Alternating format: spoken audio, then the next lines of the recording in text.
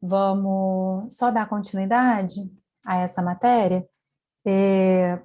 Eu comentei com vocês hoje cedo que agora, na parte da tarde, a gente ia falar sobre o direito no Brasil, né? A gente vai falar sobre colonização portuguesa, sobre a Constituição do Estado Nacional Brasileiro, a sua evolução posterior, né? A gente vai falar sobre direito, trabalho, cidadania, enfim, a gente até começou a falar sobre democracia, noção de cidadania, né? Os direitos civis, políticos, sociais hoje de manhã, e na próxima aula a gente vai falar sobre temas contemporâneos, né?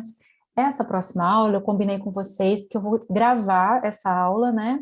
Porque seria aquela semana que ninguém se conectou, e disponibilizar essa última matéria no portal, né, lá na semana do dia 5, mais ou menos. Eu gravo essas matérias e na semana ali do dia 5 de junho eu subo, justamente porque a prova é no dia 12, tá?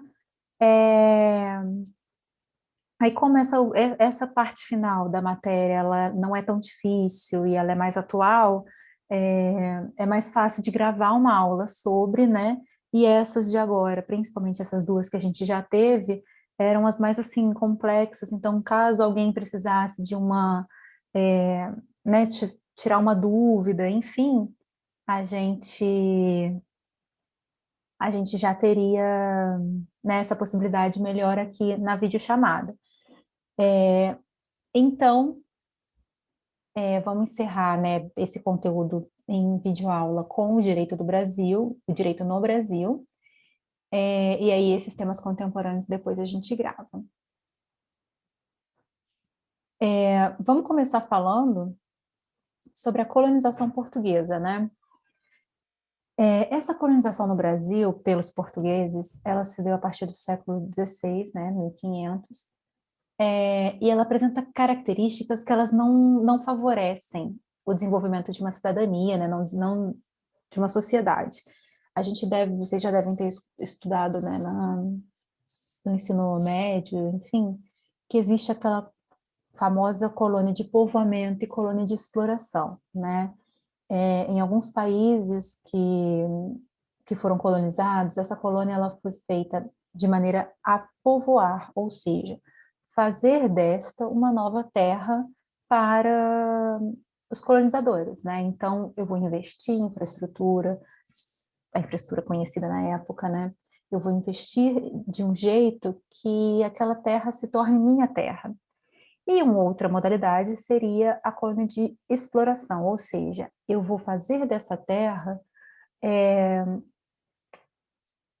uma maneira de explorar, ou seja, eu vou fazer dessa terra algo que eu possa cultivar, colher, extrair, e a minha ideia não é povoar, né? Existem esses dois tipos. A gente sabe que nos Estados Unidos eles até dividiram, né, norte e sul, um povoamento e uma colonização de povoamento e outra de exploração, mas que sua maioria foi povoamento, e por isso muitos estudiosos atribuem, né, essa colônia de povoamento como principal razão para esse desenvolvimento, né? Quando você compara o Brasil, que não foi desenvolvido, que demorou muito para se desenvolver e que até hoje não, né, não tem o seu desenvolvimento concluído, muitos atribuem a esse fato da colônia de exploração ter sido a utilizada aqui no Brasil, né? Vamos lembrando, para começar, que a terra ela foi conquistada e ocupada pelos europeus recém-chegados, sem que fosse reconhecido qualquer direito dos povos indígenas, né? Porque já existiam povos indígenas aqui na América, e muitos dos quais foram brutalmente exterminados, né? A própria O próprio interesse dos portugueses era de explorar a terra da forma que lhe fosse mais proveitosa. E era interessante a passividade da população, né? As autoridades coloniais não permitiam que se desenvolvessem canais de participação política entre os brasileiros. As manifestações de insubordinação eram reprimidas violentamente. duas das características fundamentais, né, para a colonização portuguesa no Brasil se dá pela escravidão e pelo latifúndio, né? Os negros e índios, eles eram escravizados, não se reconhecia nem mesmo os direitos civis básicos que a gente viu na outra aula, né? Direito à vida, por exemplo, não era, eles eram tidos como propriedades e muito menos eles tinham direito a direitos políticos e sociais, que naquela época mal existiam, né? Por isso, existe essa questão étnica no Brasil, né? Considerando que ser índio e ser negro foi durante a maior parte da nossa história um impeditivo para ser reconhecido como cidadão. Assim, se é verdade que o povo brasileiro nasceu do encontro de três raças, né, o índio nativo, o inglês, o branco europeu e o negro africano, é verdade que essa miscigenação ela não ocorreu de forma harmônica, né? Muito pelo contrário, ela se baseou em violência e exploração dos brancos e seus descendentes sobre negros e índios. Por isso a gente fala, né? Reparação histórica, existem cotas, enfim, né? A gente fala sobre tratar os desiguais de maneira desigual na medida de suas desigualdades, né? A gente tem essa frase no direito. E por que é necessária? Porque em alguns momentos se construiu, né? A gente sabe que na história do direito teve, a gente vai ver aqui também, né? Aquele ponto em que o, o escravo, mesmo liberto, né? Ele não tinha condições de se manter, até mesmo porque essa liberdade foi concedida sem, né, no momento em que eles estabeleceram em que os escravos foram libertos, eles também editaram uma lei é, dizendo que a propriedade agora deveria ser comprada, ou seja, eles continuavam na prática no terreno dos seus antigos senhores, né, da fazenda, e trabalhando praticamente em condições análogas à escravidão, então não se alterou muito. E aqueles que saíram viveram o quê? À margem da sociedade, que é o que a gente hoje começa, né, a ter ideia de marginais. Por quê? Porque não tinham dinheiro e viviam à margem das cidades. Foi assim que se originou, que foi iniciado, né, as favelas. Assim cresceu esses bairros pobres, essas favelas, e por isso era um aglomerado de pessoas sem estudo, sem preparo, né, para uma profissão, sem preparo profissional ou educacional, enfim.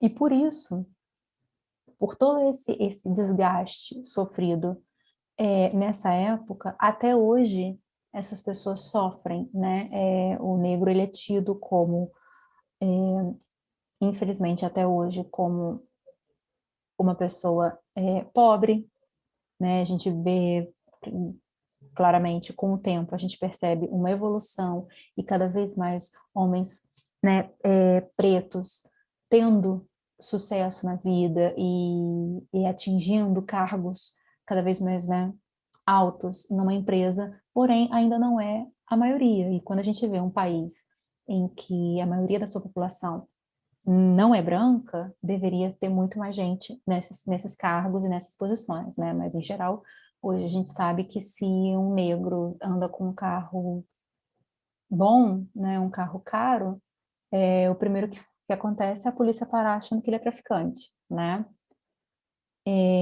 Então, essa reparação, por isso, das cotas para estudantes, né? Por isso, todas essas medidas que são necessárias, até a ideia é que não sejam necessárias, né? A ideia é que se iguale os direitos, a maneira em que se vê toda a população, porém, enquanto não se iguala, o que a gente vai fazer para proteger essa população hoje?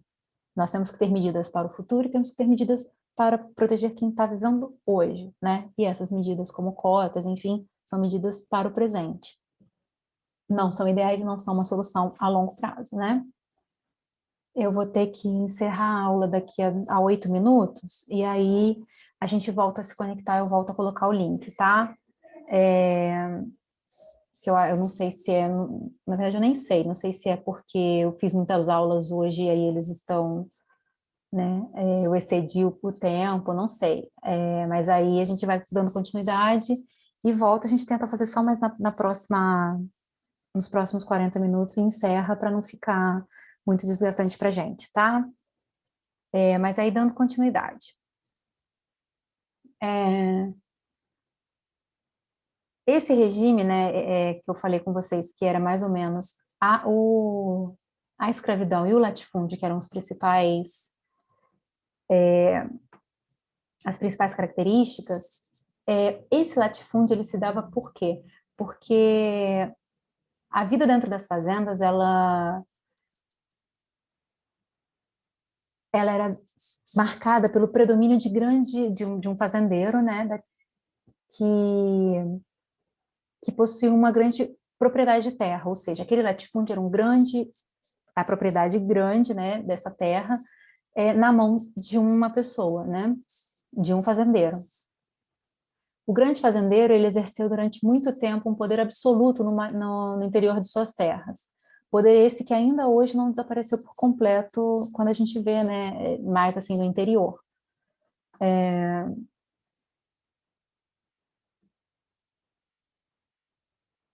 A vida dentro das fazendas, ela escapava ao controle, né, da própria autoridade portuguesa, que nas pequenas comunidades do interior vivia a maioria da população, né, era mais no interior, é, e quem de fato mandava eram os grandes fazendeiros locais, já que a administração portuguesa era incapaz de impor o seu domínio efetivo sobre um território tão grande, né? O grosso da população brasileira no período colonial, incluindo a maior parte da população branca, era pobre, vivia sob a influência e o poder efetivo dos grandes fazendeiros e estabeleceu-se então um regime político baseado no domínio das oligarquias, ou seja, no domínio de uma minoria privilegiada que controla o governo. Essa força de poder privado dos grandes fazendeiros não favorecia, evidentemente, o desenvolvimento da cidadania no período colonial, né?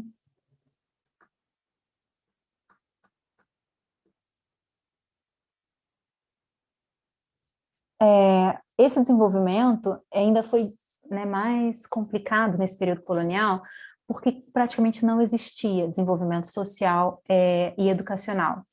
Haviam pouquíssimas escolas e somente uma parcela da população tinha acesso ao ensino formal. A gente viu isso, né, na aula mais cedo, que o acesso à educação era elitizado, né? E aqui no Brasil não foi diferente. Então, fazendo com que as taxas de alfabetização fossem baixíssimas.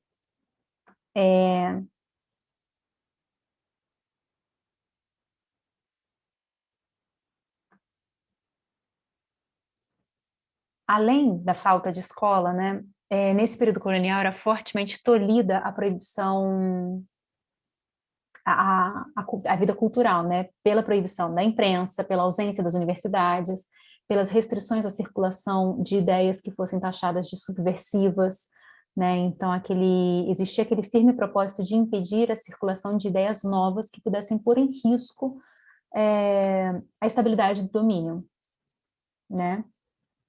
Com a independência em 1822, iniciou-se pela primeira vez a montagem de um governo próprio. Era necessário montar um ministério, elaborar uma constituição e garantir o poder sobre todo o território nacional. Ao contrário de todas as outras nações do continente americano, que após conquistarem sua independência, optaram pela república como forma de governo. O Brasil, o tipo de governo adotado foi a monarquia, ou seja, só mudou, né? Deixou de ser uma colônia e passou a ser uma monarquia aqui no Brasil mesmo. Só se tornou independente. Essa diferença se explica pela liderança do príncipe Dom Pedro, filho do rei de Portugal, na luta dos brasileiros contra o domínio português. Os critérios de participação política que foram então adotados no novo país continuavam a existir, a excluir o povo, mantendo-se a política como um assunto apenas de elite, e o direito de voto, por exemplo, foi concedido somente aos homens livres que atingissem uma determinada renda anual. As mulheres, os homens pobres e os escravos continuavam sendo excluídos das eleições. O Brasil foi o último país de tradição cristã a abolir a escravidão. E é importante perceber que nesse processo ocorreu sob o controle da elite. né? A primeira medida efetiva contrária à escravidão foi tomada, que foi a proibição de chegada de novos africanos escravizados no país, em 1850. Essa foi a primeira medida adotada no Brasil, né? A elite agrária fez aprovar paralelamente outra lei, que era a Lei de Terras, que, como eu falei com vocês, estabelecia que que as terras devolutas, ou seja, que não pertenciam a ninguém, agora eram consideradas do país e poderiam ser adquiridas pela compra e não mais somente pela ocupação, como era antes. Somente em 1888, quase 70 anos após a independência do país e já quase no final do Império, é que a escravidão foi extinta no Brasil. Eliminava-se, evidentemente, um sério obstáculo à expansão, né, do Brasil, sua cidadania como sociedade, enfim, com a extensão dos direitos civis aos escravos. Juridicamente, eles agora eram livres e passavam a ser considerados cidadãos, com todos os direitos concedidos pela Constituição. Na prática, porém, aquilo que eu falei, né? Os escravos continuavam sem acesso à instrução primária ou profissionalizante que os impedia de exercer essas funções. E um ano após o fim da escravidão, outra mudança importante ocorreu na história brasileira, que foi a derrubada do regime imperial e a proclamação da República. Aqui tem 1 minuto e meio, né, para a gente começar a falar. Essa proclamação da República também se deu praticamente sem a participação popular, né? Esse novo regime ele foi implantado após um golpe militar apoiado pelos setores civis descontentes com o Império, que eram basicamente os fazendeiros de café em São Paulo, que já eram muito poderosos, né, economicamente. A história do Brasil ela foi dividida, né, entre Primeira República, Era Vargas, período democrático, ditadura, o período democrático atual. Vou continuar aqui falando sobre os períodos, né, em que foi dividida a história do Brasil. A gente fala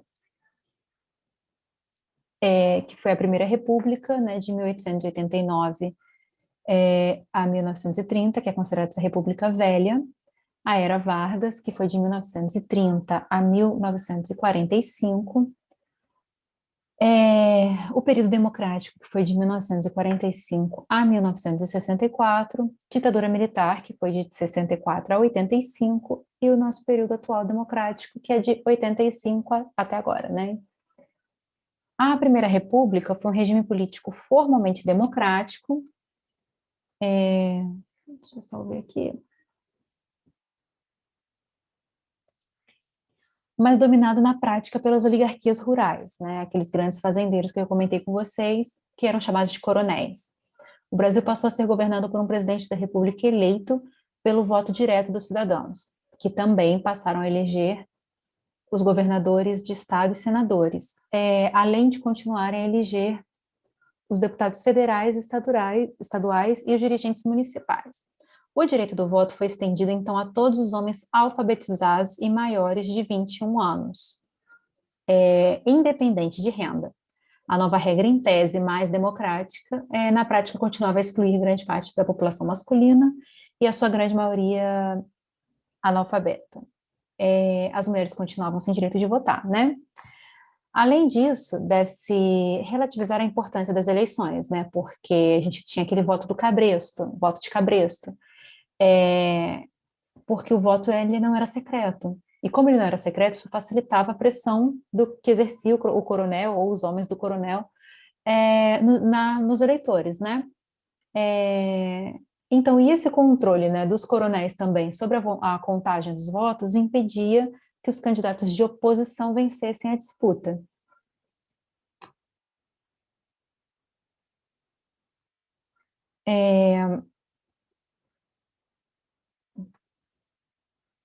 A novidade, né, introduzida na vida política brasileira pela República foi a adoção do sistema federativo, que garantia maior autonomia política e administrativa aos estados. Os governadores eleitos no próprio estado e não mais nomeados pelo governo central como no Império, a legislação própria quanto a importantes temas, né, impostos, força policial, justiça, enfim. No plano nacional, as oligarquias estaduais mais fortes eram as de São Paulo e Minas, que exerciam maior influência sobre o governo federal. Era aquela, né, conhecida política do café com leite, né, o produtor do café, e eles ficavam se revezando, né? Se no plano político a República promoveu apenas uma limitada ampliação de direitos, a situação era ainda pior no que diz respeito aos direitos sociais, que continuavam a ser quase que completamente ignorados no país. Nas primeiras décadas do século XX, os serviços públicos de educação e saúde praticamente inexistiam, e os trabalhadores brasileiros continuavam não tendo acesso a direitos como férias e descanso semanal remunerado, a aposentadoria ou seguro em caso de doenças e acidentes. Com o tempo, porém, pressões exercidas nesse sentido pelos trabalhadores começaram a produzir algumas mudanças. Três fatores tiveram um papel de destaque, né, nessas mudanças, a transformação da sociedade nessa transformação, né, da sociedade brasileira: a urbanização, a industrialização e a imigração. No século XX foram fundadas as primeiras organizações sindicais no Brasil, em grande medida influenciadas pelos numerosos imigrantes que ingressavam no país desde as últimas décadas do século anterior. As primeiras categorias profissionais a terem direitos trabalhistas só o conseguiram após a realização das greves e manifestações de protesto. Em 1917, a luta dos trabalhadores se intensificou e greves conjuntas de diversas categorias profissionais foram realizadas em São Paulo e no Rio. As empresas ficaram evidentemente assustadas com essas ações coletivas dos trabalhadores, né? E as lideranças operárias mais combativas eram demitidas. Os seus nomes eram incluídos em listas que circulavam entre os patrões, de forma a evitar que conseguissem um novo emprego em outras empresas, né? Na era Vargas, né, que se deu início em 1930, quando um movimento promovido por grupos civis e militares liderados por Getúlio Vargas derrubou o presidente Washington Luiz e assumiu o poder no país. Com a Revolução de 30, a oligarquia cafeira paulista perdeu o comando do governo federal e passou então a ser compartilhada com outros grupos que representavam interesses sociais diversificados, que seriam as oligarquias de outros estados, empresários da indústria, enfim. Nesse momento, né, esse primeiro governo Vargas, ele foi de grande importância na história brasileira, já que foi nesse período que os direitos sociais eles começaram a ser implantados em maior escala no país, né? Foi criado o Ministério da Educação, Saúde, Ministério do Trabalho, deu início à montagem da legislação social brasileira, até então inexistente. Entre os direitos trabalhistas então implantados estão a instituição de salário mínimo, a jornada de trabalho de 8 horas diárias, né, na semana de 48 horas, as férias remuneradas, o descanso semanal remunerado, a proibição de trabalho noturno para mulheres e menores de idade, o direito de aposentadoria. Tais benefícios se restringiam, porém, aos trabalhadores urbanos, já que a legislação trabalhista não abrangia o campo, né? Os direitos políticos, por sua vez, nem sempre foram respeitados na era Vargas. Ainda que no início do período algumas medidas importantes tenham sido tomadas, como a implantação do voto secreto, a extensão do direito de voto às mulheres, logo, porém, Vargas mostrou seu lado autoritário. Em 1937, ele deu um golpe de Estado, cancelou as eleições presidenciais previstas para a sua sucessão e passou a governar como ditador, dando início ao regime por ele denominado de Estado Novo, que seria de 37 a 45. A democracia foi então extinta no Brasil. Todas as casas legislativas do país foram fechadas, Congresso Nacional, Assembleia Estadual, Câmara Municipal. Os partidos políticos foram proibidos e as eleições para todos os cargos foram suspensas, passando os governadores estaduais a serem nomeados pelo presidente da República e os prefeitos a serem indicados pelos governadores e seus estados. A imprensa foi censurada e muitos oposicionistas foram presos. O autoritarismo de Vargas se revelou também na própria forma como a legislação trabalhista foi implantada. Se é verdade, né, que o seu governo deu maior atenção à classe trabalhadora, que isso a gente não pode negar, mostrou sensibilidade com a questão social, reconhecendo sindicatos de trabalhadores. É fato também que procurou controlar rigidamente esses sindicatos, ou seja, ele legislou sobre, ele garantiu a existência desses sindicatos, porém, né, sob o seu controle.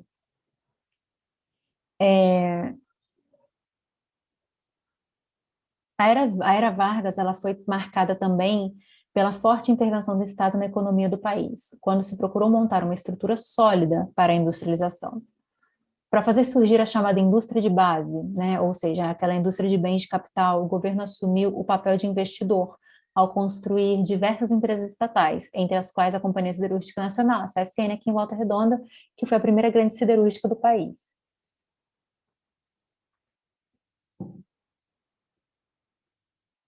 Assim como no campo político, também no campo econômico, Vargas se mostrou um antiliberal. Na linha adotada por grande parte dos países naquele período histórico, em resumo, as principais características do seu governo foram o autoritarismo no exercício do poder, a forte intervenção do Estado na economia, o fortalecimento do governo federal em detrimento dos estados e a mudança de atitude do governo em relação à classe trabalhadora, com a introdução de legislação trabalhista acompanhada do controle sobre os sindicatos. Getúlio Vargas ele voltaria a ser presidente do Brasil no início da década de 50, né, entre 50 e 54, mas esse segundo governo terminaria tragicamente com o seu suicídio em pleno Palácio Presidencial. Grande parte do prestígio que até hoje Vargas desfruta, né, no país vem do fato de ter sido ele o introdutor dos direitos sociais em larga escala no Brasil, montando no país um esboço do estado de bem-estar social, ainda que essas medidas aqui adotadas tenham tido uma extensão muito menor do que nos países capitalistas desenvolvidos. Né, existe esse estado de bem-estar social, que é aqueles direitos básicos, né, em que todo cidadão tem direito, e Getúlio Vargas foi o primeiro, né, a introduzir isso no Brasil. Se eu estiver falando rápido, pode me falar, tá? Se quiser que eu volte ou que explique alguma coisa mais detalhada, mas é porque, por conta do tempo e até mesmo da videochamada que está cortando, eu estou dando uma resumida nessa matéria, tá? É,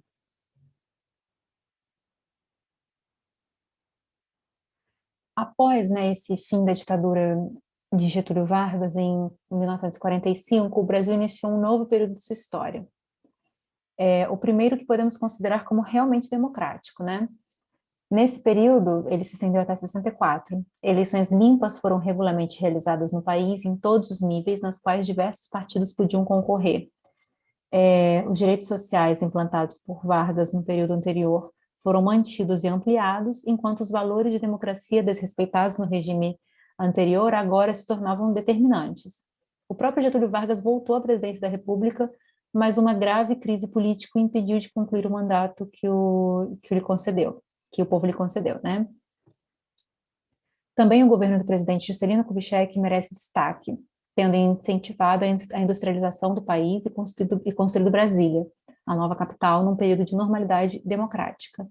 Com o Congresso Nacional e os partidos políticos funcionando normalmente, a imprensa atuando com liberdade. A ideia era levar a população que estava limitada, né, à margem, ao litoral do Brasil e levá-la mais para o centro, né?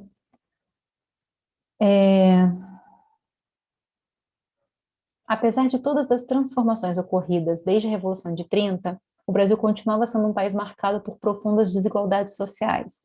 A legislação trabalhista, apesar do enorme avanço que representou, não atingia a todos. Os trabalhadores rurais continuavam excluídos de tais direitos, né? Assim como uma enorme massa de trabalhadores informais nas cidades.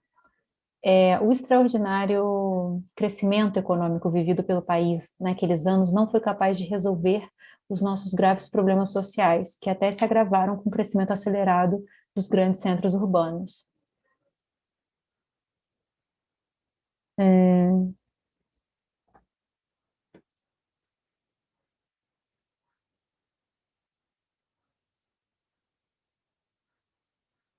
No período da ditadura militar, que foi de 64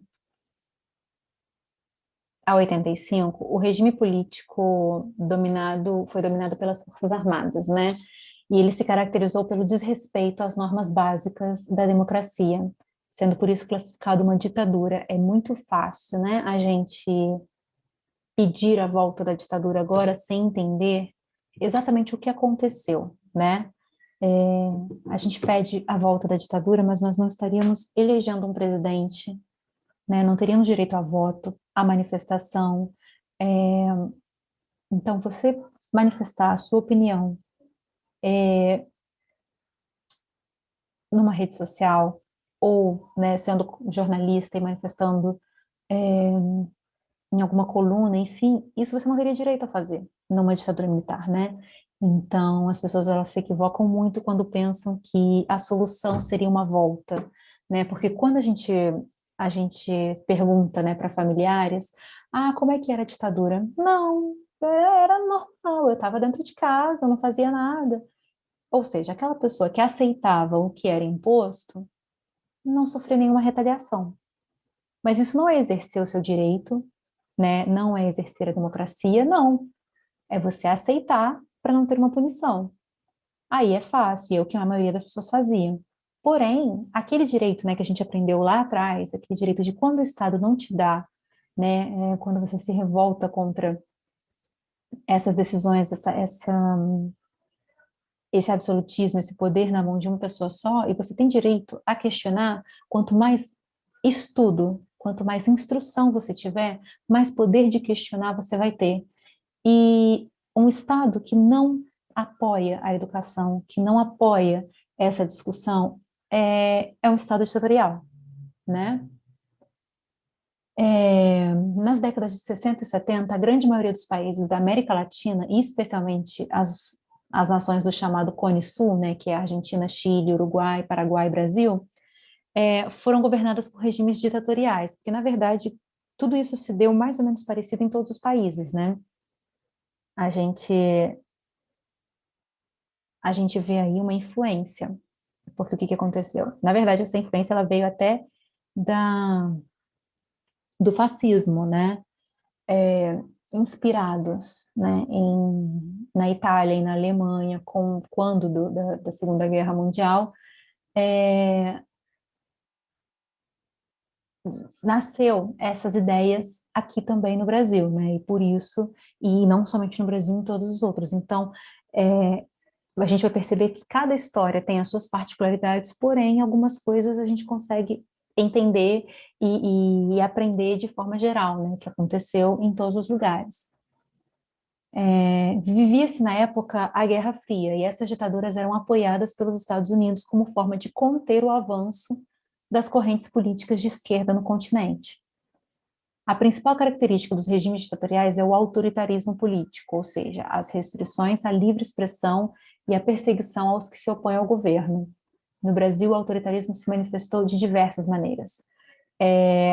Violenta repressão aos oposicionistas, cassação de direitos políticos, exílio, prisão, tortura e assassinatos. Ditadura não é gostosa, não é uma coisa bacana, não é uma coisa leve.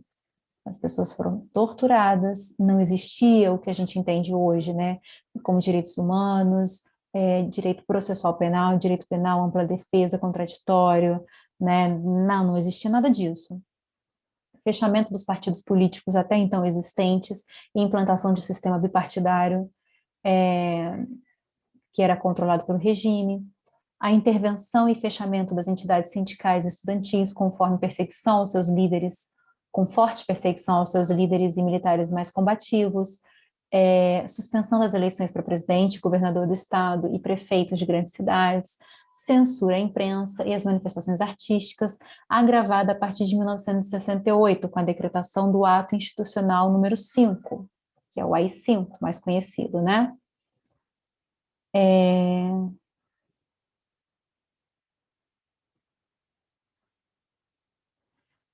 Foram punidas com perdas de direito político, cassação de mandato, aposentadoria e demissão quase 5 mil pessoas nessa época. Foram cassados os mandatos de 513 senadores, deputados e vereadores. Perderam os seus direitos políticos 35 dirigentes sindicais. Foram aposentados ou demitidos quase 4 mil funcionários públicos, dentre os quais 72 professores universitários. e 61 pesquisadores científicos.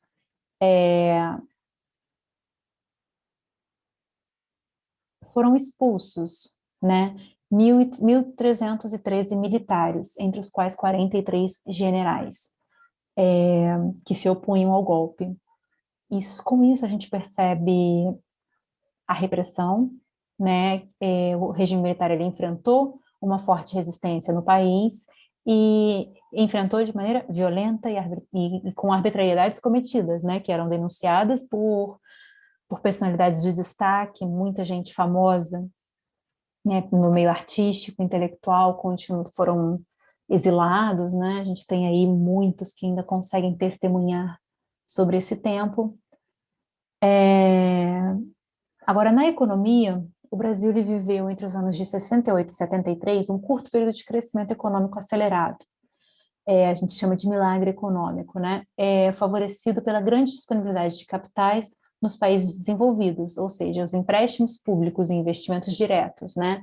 O governo militar promoveu, então, ampla abertura do país ao capital estrangeiro, que passou a se beneficiar de isenção de impostos e pôde enviar livremente os lucros aqui obtidos para o exterior. Com isso, né, houve esse incentivo. Eles realizaram grandes obras públicas de engenharia e incentivaram o consumo de bens, consumo interno de bens, perdão, consumo interno de bens de consumo durável, que seria o automóvel, eletrodoméstico, né? Houve esse incentivo. Através de expansão de crédito. Tal política, além de gerar forte endividamento externo, pouco beneficiou a população, já que a maior parte da riqueza produzida ficou concentrada na mão de poucos.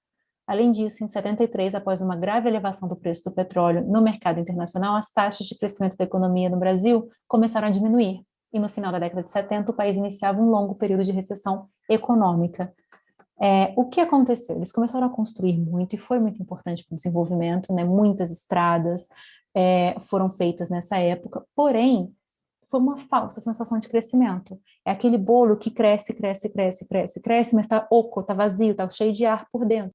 Eu já vou dar início, porque eu estou com medo, né, de não conseguir concluir a matéria, porque como eu já estou dando, né, essa é a terceira aula do dia, então como eu estou com medo de não conseguir concluir, eu já vou dando início, e aí quem se conectar depois, se tiver algum problema, pode ver essa aula que eu vou disponibilizar no portal depois, tá? Nem sei em que momento eu parei. Você consegue, Lauro, me ajudar aí para saber até onde vocês conseguiram escutar?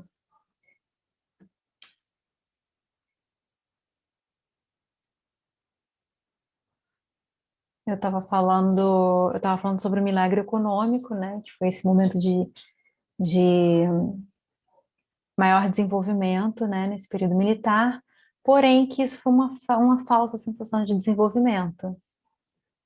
Isso, né? Eu falei até que comparei a um bolo, né, que cresceu, cresceu, cresceu, porém é, com esse ar, né, dentro dele, porque foi um crescimento à base de empréstimos, né, uma dívida externa aumentando e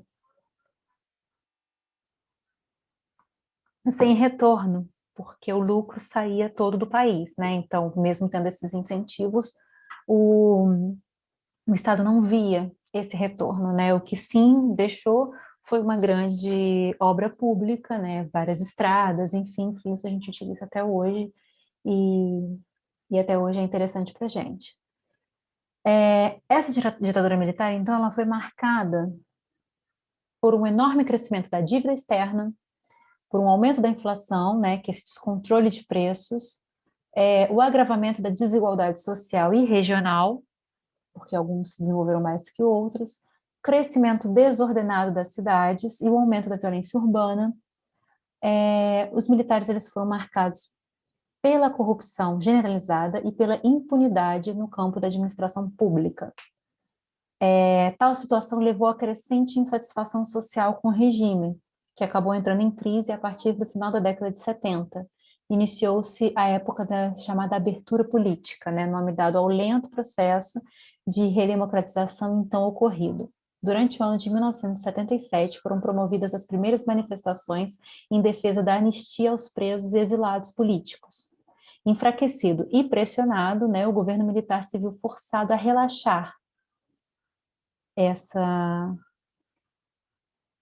essas medidas, né?